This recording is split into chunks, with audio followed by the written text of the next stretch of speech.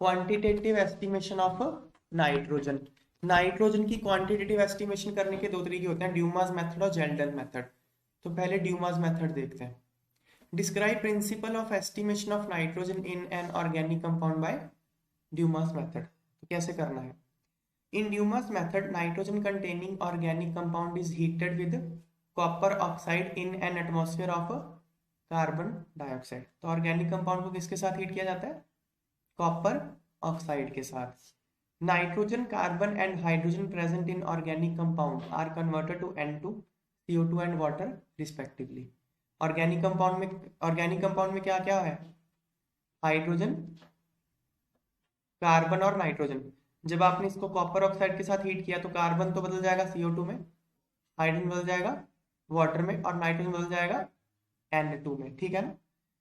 Traces of nitrogen oxide form, हो सकता है कुछ कुछ नाइट्रोजन के ऑक्साइड्स भी बन जाएं इस रिएक्शन में। तो अगर ऐसा होता है, they are reduced to nitrogen by passing gaseous mixture over heated copper gauze. इन सारी गैसेस को किसके ऊपर पास किया जाता है? कॉपर के ऊपर पास किया जाता है। तो कॉपर क्या करता है, अगर कुछ नाइट्रोजन के ऑक्साइड बन गए उसको वापस से N2 में रिड्यूस कर देता है। मतलब हमने प्रोसेस में किया क्या है, ऑर्गेनिक कंपाउंड में जितनी भी नाइट्रोजन है उसको N2 में कन्वर्ट कर लिया हमने। समझ में आ गई बात? यहाँ पे इसकी डायग्राम दिखाई हुई है, देखो।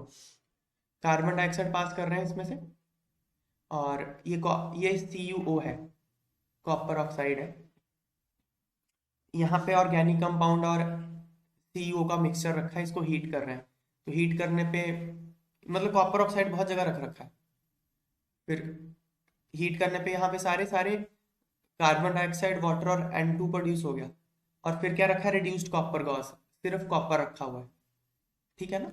ताकि अगर कोई नाइट्रोजन का ऑक्साइड बनता है वापस से N2 में कन्वर्ट हो जाए। तो यहाँ से जो गैसेज आएंगी, कौन कौन सी गैसेज आएंगी? CO2 आएगी, H2O आएगी और N2 आएगा। ठीक है ना? The mixture of gases so produced is collected over N aqua solution of potassium hydroxide. ये सोल्यूशन किसका है? पोटाशियम हाइड्रोक्साइड का एक्वा सोल्यूशन है। ठीक है? तो पानी है तो वाटर तो यहीं रह जाएगा ना, H2O तो इसी में चला जाएगा। और कार्बन डाइऑक्साइड किसके साथ रिएक्ट, KOH के साथ रिएक्ट ही कर जाएगी, तो कार्बन डाइऑक्साइड भी यहाँ एब्जॉर्ब हो जाएगी। समझ में आ गई बात है? तो ऊपर क्या जाएगा यहाँ पे? नाइट्रोजन।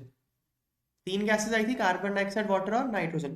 कार्बन डाइऑक्साइड और वाटर तो यहीं पे रह जाएंगे इसी में, एक्वस KOH के सोल्यूशन में। ऊपर क्या चला जाएगा? सिर्फ nitrogen.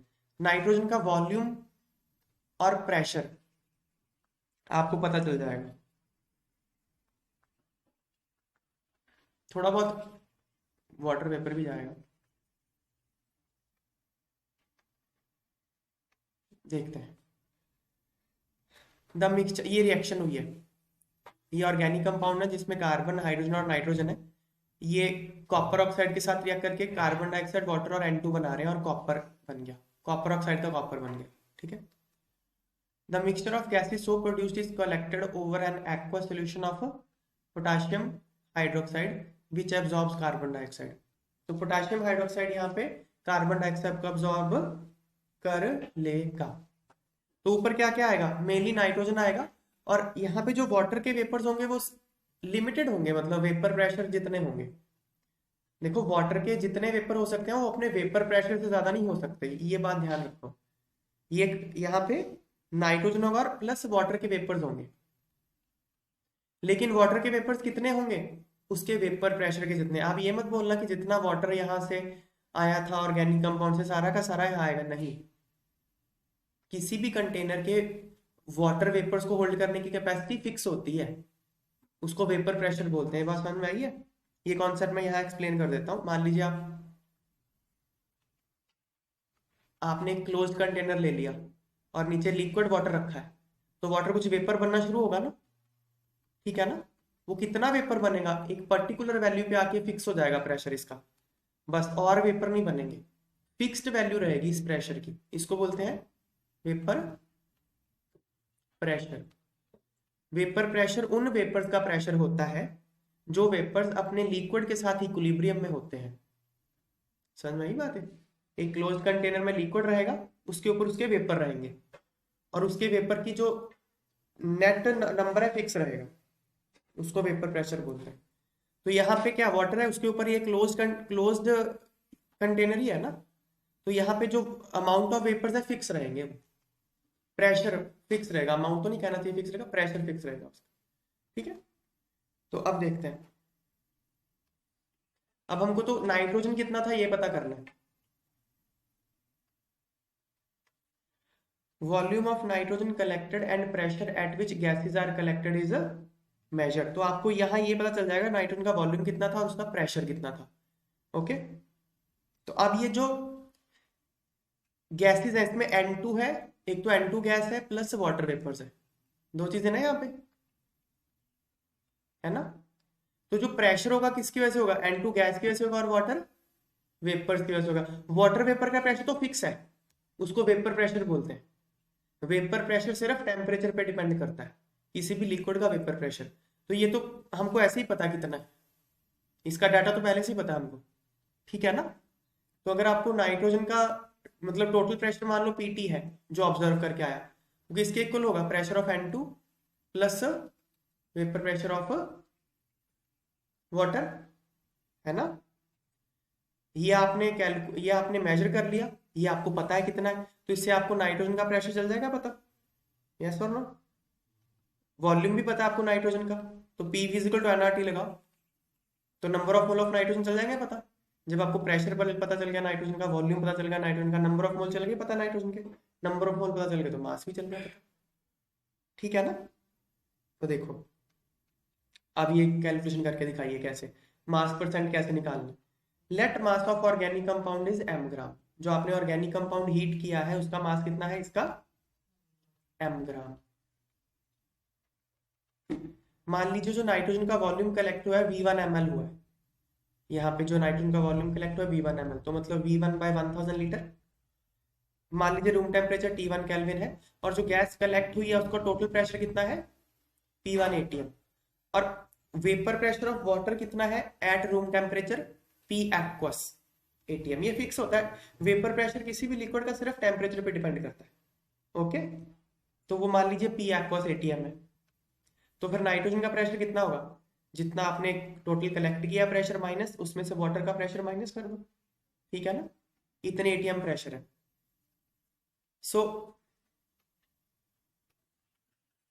Bye ideal gas equation P equal to nRT, pressure of nitrogen कितना है जितना हमने मेजर किया था P1 minus aqueous tension, vapour pressure को एक्वस टेंशन भी बोलते हैं, पानी के वेपर प्रेशर को, minus P aqueous ATM into volume of nitrogen कितना था V1 by 1000 is equal to number of mole of nitrogen तो पता करने हैं, R की वैल्यू 0.082 एटीएम लीटर पर मोल केल्विन होती है, टेम्परेचर T1 केल्विन, यहाँ से number of moles of nitrogen आ जाएगा, ये कैलकुलेट कर सकते हो आप।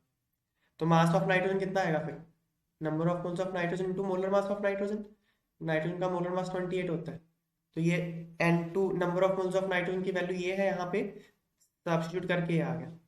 अब परसेंटेज ऑफ नाइट्रोजन कितना आएगा ऑर्गेनिक कंपाउंड में, जितना मास ऑफ N2 था divide by mass of organic compound into 100, so this is mass of N2, m is mass of organic compound into 100, ये मास परसेंटेज ऑफ नाइट्रोजन आ गया।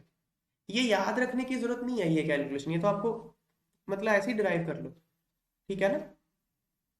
याद क्या रखना है कि ड्यूमास मेथड में नाइट्रोजन को कैसे एस्टिमेट किया जाता है, ऑर्गेनिक कंपाउंड को हीट कर दो कॉपर ऑक्साइड के साथ, तो कार्बन कार्बन डाइऑक्साइड में कन्वर्ट हो जाएगा, वाटर वाटर वेपर में, और नाइट्रोजन N2 में कन्वर्ट हो जाएगा। फिर उसको KOH के ऊपर कलेक्ट कर लेते हैं, उसके एक्वस सॉल्यूशन के ऊपर, तो जो ऊपर KOH में कार्बन डाइऑक्साइड तो अब्सॉर्ब हो जाएगी, तो जो ऊपर आपको मिलेगा कलेक्टेड के ऊपर वो N2 होगा और वाटर के वेपर्स होंगे, ठीक है ना। तो जो टोटल प्रेशर होगा वो नाइट्रोजन का pressure plus vapour pressure of water का सम होगा। इतना सा बस बात याद है, फिर आइडियल गैस इक्वेशन लगा दो। क्वेश्चन करके देखते हैं। In Dumas method for estimation of nitrogen 0.3 gram of unorganic, देखो ये कितना सिंपल क्वेश्चन होता है इसका। ऑर्गेनिक कंपाउंड का मास कितना दिया है 0.3 gram, give 50 ml of nitrogen, nitrogen का वॉल्यूम दे दिया, volume of nitrogen 50 ml, temperature 300 kelvin, और टोटल प्रेशर कितना है 715 mmHg, ठीक है ना। टोटल प्रेशर कलेक्टेड का कितना है 715 mm, calculate percentage composition of nitrogen, तो नाइट्रोजन का कॉम्पोजिशन बताना है। Aqueous tension eight 300 kelvin is 15 mm। Aqueous tension मतलब वाटर का वेपर प्रेशर। तो टोटल प्रेशर किसकी वजह से होगा? नाइट्रोजन और वाटर वेपर्स की वजह से। तो उसमें से वाटर का प्रेशर बोल रहा है 15 है, तो नाइट्रोजन का कितना होगा फिर? 700। 700 mmHg हो जाएगा ना? यस और नो? 700 mmHg को एटीएम में कन्वर्ट कर लो, 700 बाय 760 एटीएम। तो अब आपको वॉल्यूम पता है नाइट्रोजन का, टेम्परेचर पता है, प्रेशर पता है, तो आइडियल गैस इक्वेशन से लगाओ, एन आ जाएगा। P equal to nRT। P पता है, V पता है, R पता है, T पता है, N निकाल लो। समझ में आ गई बात है? देखो अब by Dalton law of partial pressure. Dalton law का पार्शियल प्रेशर क्या कहता है कि किसी भी क्लोज कंटेनर में जो टोटल प्रेशर होता है वो उसके इंडिविजुअल गैसेस के प्रेशर का सम ही होता है। यही होता है ना Dalton law of partial pressure. तो प्रेशर ऑफ नाइट्रोजन कितना आएगा? Total pressure minus aqueous tension. Total pressure 715, aqueous tension 15, तो 700 mm आ गया। इसको एटीएम में कन्वर्ट कर दिया, 700 बाय 760 एटीएम। ठीक है। वॉल्यूम ऑफ नाइट्रोजन 50 ml दे रखा है, इसको लीटर में कन्वर्ट करके 0.05 लीटर आ गया। By ideal gas equation P equal to nRT। Pressure है 700 बाय 760 एटीएम, वॉल्यूम है 0.05 litre, number of mole find करने, आर की वैल्यू 0.082 एटीएम लीटर पर मोल पर केल्विन इनटू 300 केल्विन टेम्परेचर था। तो नंबर ऑफ मोल सॉल्व करके नाइट्रोजन कितने आ जाएंगे? सो मास ऑफ नाइट्रोजन कितना आ जाएगा? Number of mole of nitrogen into molar mass of nitrogen. तो नंबर ऑफ मोल N2 कितने आ गए? मोलर मास 28 होता है, इतना आ गया नाइट्रोजन का मास। तो परसेंटेज ऑफ नाइट्रोजन कितना आएगा? नाइट्रोजन का मास कितना था डिवाइड बाय ऑर्गेनिक कंपाउंड का मास इनटू 100। तो ये नाइट्रोजन का मास हमने कैलकुलेट कर लिया, ऑर्गेनिक कंपाउंड का मास पहले पता है, इनटू 100 इतने परसेंट है।